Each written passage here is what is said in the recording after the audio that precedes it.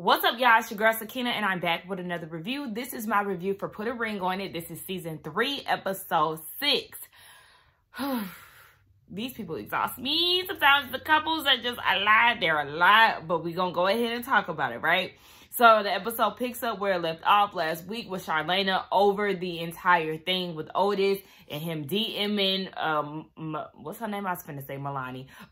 Milan, and not telling her behind closed doors, and, you know, just the BS of it all. So she's like, you know what? Give me the keys. But Dr. Nicole is like, you know what? No, you cannot leave, basically. And she's questioning why Charlena isn't giving herself the opportunity to see if this is there forever. Listen, I hear you, but sometimes you don't want to listen to all of that when you're pissed off. When somebody has hurt your feelings, you don't want to be rational sometimes. So it's best sometimes for you to just remove yourself from the situation. And that's what Charlena was trying to do. But in her confessional, she was saying that she's willing to go through the process. She just doesn't know if it's necessarily going to be with Otis because she can't trust him and he hasn't fixed this whole situation. So they move on to Alfonzo and Shay, and she feels like she did like her date, but she was interrupted by Fonzo and his date coming in and not speaking to her. Now, she's trying to make it seem as if they would sit down, they sat down and they was kikiing and all of that. No, as soon as they walked through that door, you were confrontational. As soon as they walked through the door and he didn't give you the energy that you wanted, hey, that's when you started acting a damn fool. So then she tried to act as if Tay Cherie, I forgot how to pronounce her name, had started the entire thing by scooting out her chair. You got out of your seat. It's like you, the way that you tell stories, in a sense, kind of got me questioning if certain things happen the way that you let them be when it comes down to Alfonzo. I don't put nothing past him. Do not get me wrong. But the way that you tried to remix the story and try to make it seem as if Tay Cherie was the aggressor in this situation, it got me side-eyeing you. And I really wish that they would show Dr. Nicole footage of what actually happened, like they do the experts in Married at First Sight, because I feel like she'll have a better understanding of what actually happened, and she can better assess the situation. But Shay said that she wanted a level of respect being in the same room with her spouse. And when I tell you, Dr. Nicole looked at her like, spouse? Like, girl, what? No disrespect, Miss Shay, but those are not the same thing, okay? Because when she said spouse, Shay was like, yes, he's my boyfriend. I'm his girlfriend. I am his spouse. And that's when she was like, oh, because Shay also said that's the whole reason why we're here, because we want to get married.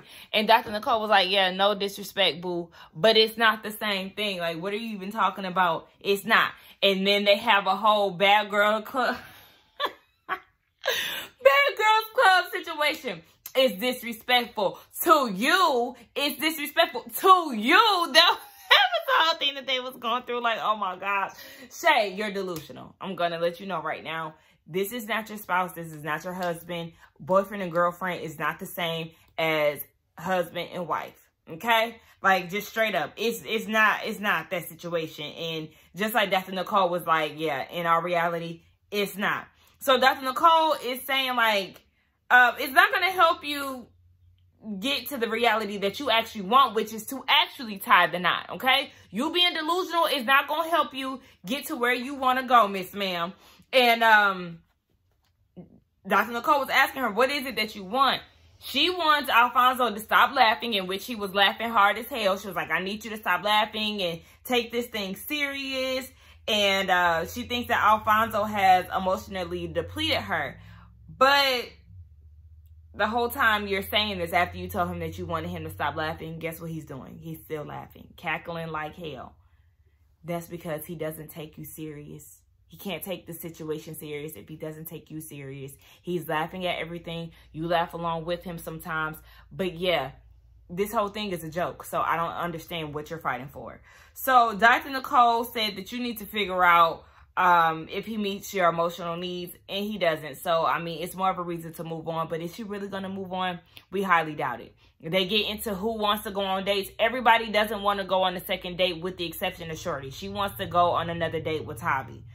So, Charlena is unimpressed by Otis's decision not to go on a third date with Milan because she feel like, child, they probably already met up. So, you know, I don't care. I'm over it. Y'all get me a new bae so I can go ahead and move forward. Child. This week's challenge is for them to talk about their family dynamics, talk to their close ones, and see how their relationships growing up has affected their current relationships with their partners. So, at this point, Charlena is over the whole group setting. She done left Otis down at the filming site, and she sped off. Speaking of Otis, we see that he sit down with his dad, a very nice-looking man. He said that his parents had been married for 40 years before his mother ended up passing away. And his dad does like him in Charlene's relationship, and he really wants to see them grow. He says that him and Otis's mom, they did respect each other. Though she did lash out, sometimes he did realize that it's because there were times where he wasn't listening. So he had to realize that he needed to listen and better the situation. And Otis is like, okay, it's funny that you said that because Charlena thinks it's the same way for me. Even though, you know, she may think I'm not listening sometimes, I'm actually listening. And the dad was like, nope, see, that's the problem. It's up to you to fix it and make her know that you do hear her and try to fix whatever it is that y'all going through. Exactly. So why would you act as if you're not hearing her? Why wouldn't you make it known that you're actually hearing everything that she's saying? And the dad is like, well, not the dad, but Otis is like, well, you know, what you're saying is actually an interesting requirement. Nigga, it's about showing and proving. But he did admit that basically their line of communication is very toxic. They don't really like to hear each other. And, you know, he's going to try to listen to his dad's advice, but he did want to know how his dad was able to be patient with the mama. And that's when he was like, you just never add fuel to the fire, because obviously the mama, the way they trying to kick it was a hothead. But, you know, the dad was like, don't add fuel to the fire. If you just sit back and listen, sometimes you'll realize that you're actually the problem, or, you know, whatever she is saying is actually right. So we see that Otis tried to take his dad's advice later on, and it didn't work the way that he intended it to work. So, moving on to Kenneth and Shorty. After he done got aired out by the entire group, he wants to go back to the basics and take her out to dinner later that night. And she was like, okay, so are we not going to discuss what was being said in the meeting? And he was like, well, we could just do it over dinner. And she was like, no, I don't want to bring that energy into the date. Let's talk about it now. So they go into the conversation, and Kenneth wanted to know what she meant by him dating women out of his league. And she was basically saying, baby, I said what I said, okay? Yes, you do go after these women and you want them to have X, Y, and Z. Meanwhile, you ain't bringing shit to the table. And I wasn't raised like that. Basically, she was raised to be with somebody that was equally yoked. Like, you know, baby, this is what I require from you and this is what I could bring. Like, we can be on the same level type shit. And he says that it's not true. And he said that he chose her, so this is what he's working with. No, more so she's working with you, you damn scammer, because you portrayed yourself to be a certain way when y'all met, and then you flipped it and reversed it after she was already falling in love with you. So, yeah, she said that she wasn't raised to expect certain things out of people that she couldn't bring to the table, and he claims that he doesn't need a woman for anything. So, okay, you don't need a woman for anything, but let's go ahead and test out that theory. Let's see you pack your bags and live life without Shorty. And we'll see how long it takes for you to crawl back, because you ain't got a pot to piss in or a window to throw it out of, according to Shorty. So, baby, we gonna see. So then he says she thinks that he dates out of his league and that he resents her for that. And it has everything to do with his insecurities. Definitely. I think we can all agree with that. So then he mentions her being 40, and she felt like he was trying to throw that in her face and basically calling her old and a fool for choosing him. Child, I mean, at 40, I would love to see you make wiser decisions. and not give him so many chances, because if he's done all these things to you, screenshotting the bank statements and following you home and, you know, trying to sabotage your relationships with your friends and your career, like all of these things definitely should have been alarming to you, and you should not have went back to him. So yes, at 40, I would have loved to see you make more sound decisions, but it seems like she is trying to push him away so she can get out of this situation. Now moving on to Char and Otis. Sister got dressed up because she going on a date. And at first I thought she was just going on a date with like friends or something. I don't know where I thought she was going. I didn't know that they actually sent her on a date. I wasn't thinking that they were going on dates this week, but, you know, production, Dr. Nicole, whoever the hell, paired her up with somebody new. So they're having a conversation. You know, she's being passive-aggressive. He's being passive-aggressive as well. He's talking about he's trying to take his dad's advice, and he gives her this disingenuous-ass apology. And I was looking like, what are you, your tone of voice, the way you're nonchalantly scrolling through this Rolex book, it's so obvious that you really don't mean what you're saying. So Char called him out on his bullshit and was like, yeah, I'm not feeling that. She doesn't believe him. She feels like her feelings are being ignored. And then he says, if you want to point the finger, then that's fine. Yeah, we're going to point the finger directly at you. Let's point all of them at you, because you're the reason why they're there. You're not taking accountability. You lied and you was trying to be sneaky. So in his confessional, he says that Charlena wants a level of accountability from him, and it's crazy to hear and hard for him to eat. That was, I know he said something about eating, but I don't know. And he just said that it's hard for him to hold back. But my thing is, sir, you were wrong. I don't know how he doesn't feel like he's wrong, but yeah, like, why are you trying to put it back on her? It's confusing. So yeah, your dad's advice isn't working, and that's because you're not being real. So Shay goes and talks to her aunt and her mom. Her aunt is a pastor, and she tells them that she's not accepted by Alfonso's family, and that he's not really trying to work on, you know, them actually breaking that barrier. So the mom is saying she had the same issue with Shay's dad and her stepdad, but in the beginning, she laid it all out. I expect this, this, and that. I have a lifestyle of this, this, and that. I'm used to this, this, and that. I can't do this, this, and that. What can you do with that? And she said the moment that they can't basically fulfill that, cut it off. And for some reason, this was an aha moment for Shay, and was like, you know, you're right. I haven't set any boundaries for Alfonso and blah, blah, blah. But my whole thing is, girl, Dr. Nicole been telling you to lay out your boundaries, set them, and do it just like that. But I mean, I know sometimes it takes another person for certain things to click. But the aunt is saying that women have a tendency to accept things that they normally wouldn't, and feel like, you know, their love for this person is going to change them. And that's not always the case. And Shay says that she didn't want to, or she doesn't want to prematurely walk away from the situation with Alfonso. Prematurely? All the stuff that you dealt with, and you feel like you might be leaving prematurely? Girl, you put in a fight long enough. Prematurely, girl, what? So the aunt says that them actions got to show otherwise, okay? And you not having nothing to build on is not going to have a lasting union. So she said that she doesn't want to waste herself if he's not giving what she's giving to him. And Shay said in her confessional that she wasn't expecting her family to be that real and honest about the situation, and she really feels like that's what she needed all along, is to hear them say that it's okay for her to walk away. But are you going to walk away? I hope you do, but that's the question. I don't know. So we get on to Charlenes Date. I said, what in the NSYNC you got served villain head ass shit is this?